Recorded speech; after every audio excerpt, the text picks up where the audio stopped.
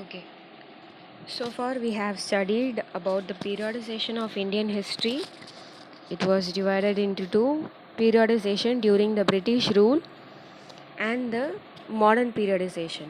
Modern periodization is divided into three periods: ancient period, medieval period, and modern period. And the final one, the contemporary period, is a period after the mid 20th century. Okay, now we are going to see another topic called studying the modern period of Indian history. Even though the country was ruled by the Mughal empires after getting the independence from the British rule, in between the India got many different events that played a very important role in the Indian history.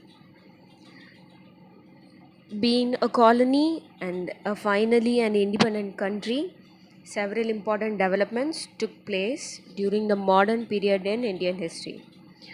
So we will see that each and every one now. The first one is regional kingdoms came up.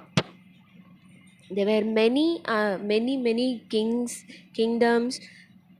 They came into existence. The second one is arrival of European trading companies. Even though English East India Company they were conquering India, the European countries they started arriving into India for trading purpose during the Mughal period. And they started to take advantage of the political issues in the country and fought with each other to establish their settlements against power. So the European trading companies they were trying to take the power from the British company during this time of the period. Third one is victory of EEIC. The full form of EEIC is English East India Company, that is called the British rule. After a long struggle, this English East India Company they got a victory from the from the European trading companies, and they were able to conquer the India and managed to establish full economic, administrative, and political control over India. So this turning point is considered as a colony of the British Empire. So this one we will say as colonism. Colonism means the other country coming to our country to make us as their slaves. The next heading is exploitation. At that time of at the time of British rule, the India was exploited mercilessly by the British people. They were forced to pay more amount of taxes to the British English East India Company.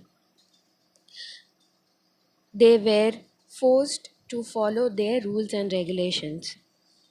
So this led the people to launch the freedom movement in the country, and which was a long drawn struggle that brought about Indian independence in August 1947. The next heading is subjugation. The meaning for the word subjugation is making someone under your control, making someone under your control or you're dominating them, that is called subjugation. So this subjugation by the British people into Indian people brought about many political, economic, social, and cultural changes. So therefore this period is especially considered as a colonial period. During the subjugation, the India was considered as a colonial period of the British people. Okay, and the next heading is sources. Before we go to this heading, we should know what is a colonial exactly. History of India can be dated as far as 5300 years ago. Modern Indian history is considered the history 1850 onwards. A major part of Indian history was occupied by the British rule in India. Okay, when we talk about the modern period, it denotes the growth of science and technology and also the freedom, liberty, equality to the citizens of that society. But during the rule of Britishers, there were no such rights given to the Indian citizens, rather than they were forced by British for one thing or another. Moreover, British took all the resources and wealth away from India. Thus, many of the historians treat it as a colonial period. So, now what is colonial? Britishers established their rule in India and took control over all the territories, revenue, and resources of our country. They forced Indians to sell their goods at low prices and made them produce the crops they needed. The Britishers also brought change in our culture, customs, economics, and tastes, so and so on. All these things refers to colonization of India. So now the question arises, how we know about all the things happening and their time periods. Let's get to know this. The next heading is sources.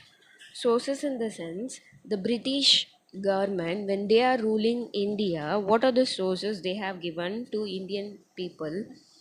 This is also a very good advantage for Indian people in the upcoming years. So the first one is called official records. So the British people, they maintained a detailed written records of all their administrative activities in India. One of the important sources is the records of the British administration.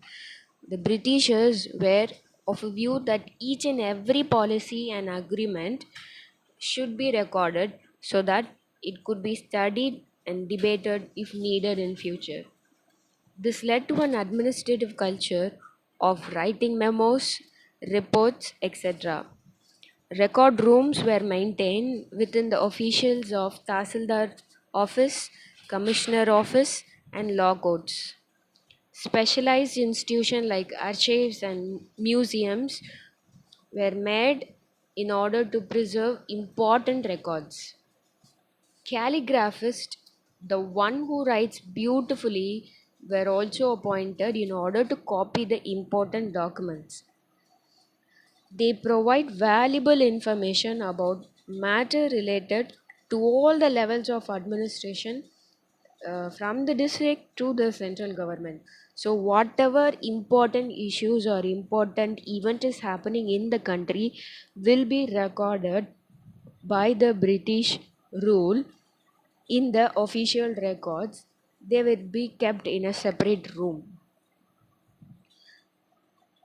and all the records are kept in a separate room or a special institution. The place of that institution or the record room is called archives. Okay, here in this picture you can see a place. This is called the National Archives of India. It is situated in New Delhi. Okay, this is also an important source of history of Indian period in the modern periodization. And the next place you can see is called this picture. You can see this is Nehru Memorial Museum, and this is also located in New Delhi. And this place is also used for uh, saving all the records and all the special events that took place in India during the British rule. So here now, if we visit that place, also we can see all the records. And the British rule believed that every instructions, plan, policies, decisions, agreement, investigation should be clearly written up. And the next heading will be surveys.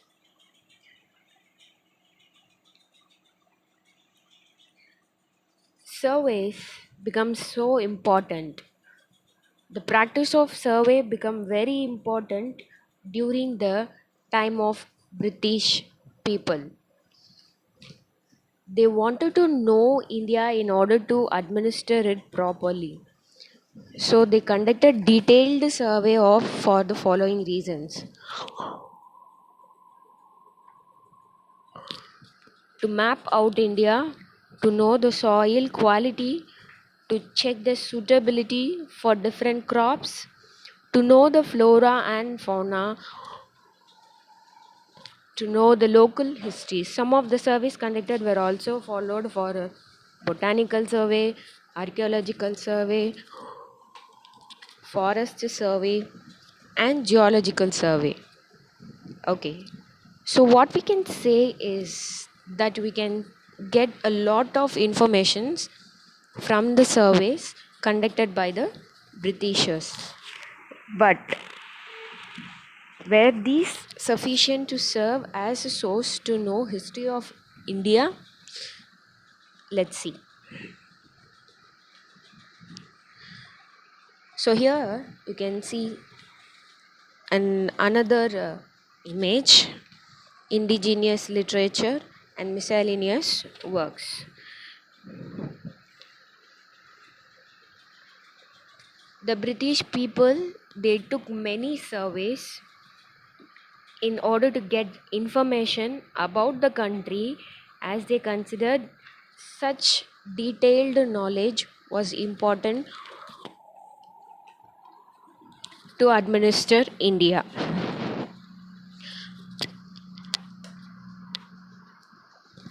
From mapping the land, surveying the soil, quality, climate, and vegetation, to carrying out revenue surveys and census operations in order to understand about the people's lives, the British ruler produced a huge information in the study of modern periods. And now we will move on to the next heading: the records of European countries.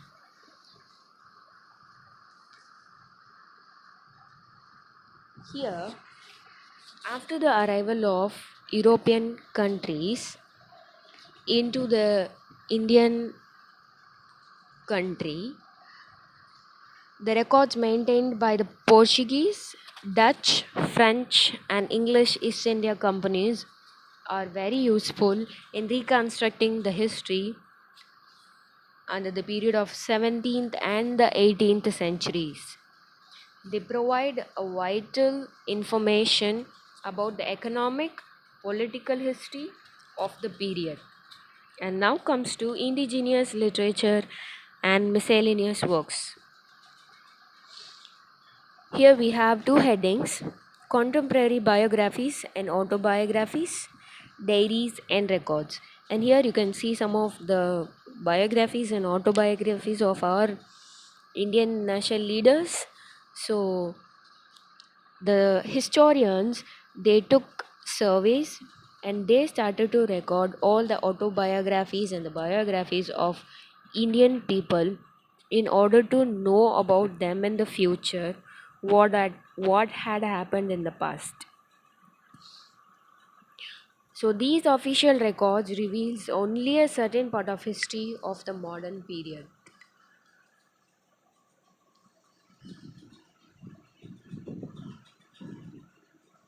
The newspapers were published with the sole objectives of arousing political consciousness to inculcate nationalism.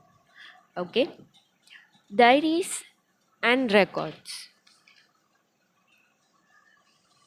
The diaries and the records of the national leaders and the main people in Indian country was recorded by the historians in the place of museums and the archives. I told already, it is in New Delhi. We have so many diaries and the records of these main personalities. We can get any information about him in that place. To know about the lives of the people during the periods, historian makes use of literacy sources also. Okay, now here you can see a printing machine. The first printing machine was all introduced by British rulers only. Here I have mentioned about a newspaper called Raj Goftar. It was an Anglo-Gujarati paper operating in Bombay that was started in 1854.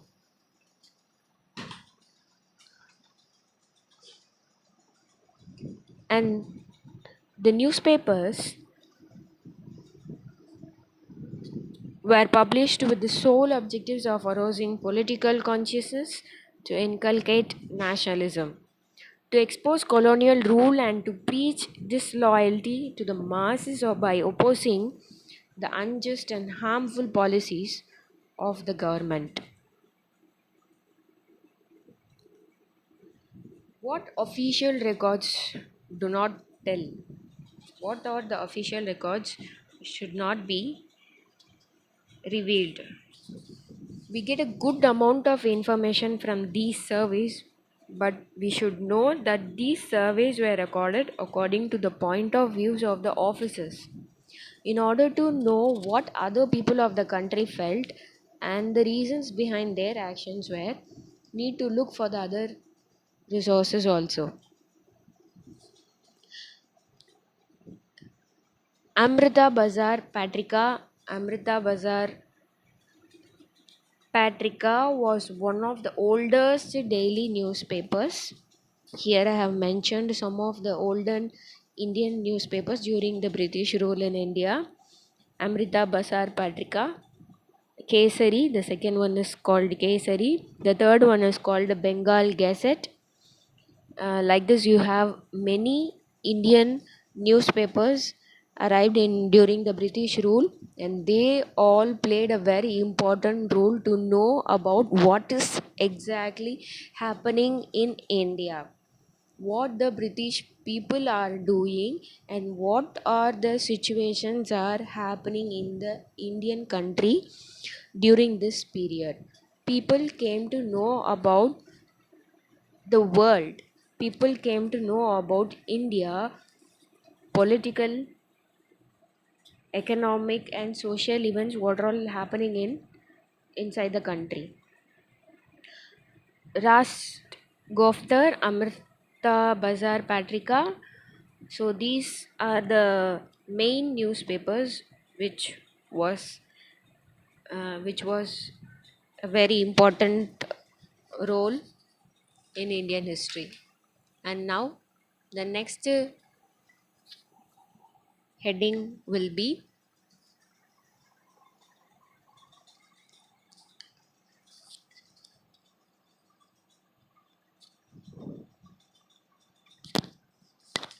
diaries of people and records left behind by the travelers and the pilgrims. The travelers which are traveling to India and the pilgrims who are all in India, they left many ideas and their thoughts to India, and all these events and all these happenings are recorded in the museums and in the archives. So the historians played a very important role to collect the exact history of the past India, what are the things happening before. So with this, we came to know how the India was in the past and now how it was, how the things are happening when the things are happening and where the things are happening, what are all the changes we are following and we are getting into our lives. Each and every individual should know about their past and what all the things happened in the past. This will be very useful to be a good citizen in India, to be a good person also. With this note, I'll end off this lesson. So, we have completed the lesson, and here you have a review questions. Who divided Indian history into three periods? This is a very easy question. A only person coming here is James Mill. The more popular periodization of Indian history divides it into how many periods? Modern periodization is mainly divided into three periods. What are the three periods? Ancient, medieval, and modern period. And there is one more period is also there, that is called contemporary period, which is from the mid 20th century. Now, the third question, all events that took place in the past that can be precisely associated with a particular date. This question, it is in the true or false statement. The answer is obviously false. And here, what is the meaning of periodization? The meaning for the word periodization I have given already in the previous PowerPoint also. The act or dividing the Indian history into various reasons, into various period is called periodization. Okay, so please go on through the lessons. If you have any doubt, you can ask me. Here I have given two assignments. From the above observation, so far I have given two PowerPoint presentation. So with that, please try to prepare a flow chart for the periodization of modern Indian history. And the second one is collect various images of Indian newspapers during the British rule. I have told about many newspapers which was came in during the British rule. So try to collect images of various newspapers. Okay. Thank you for your kind attention. Tomorrow we will move on to the next session. Thank you.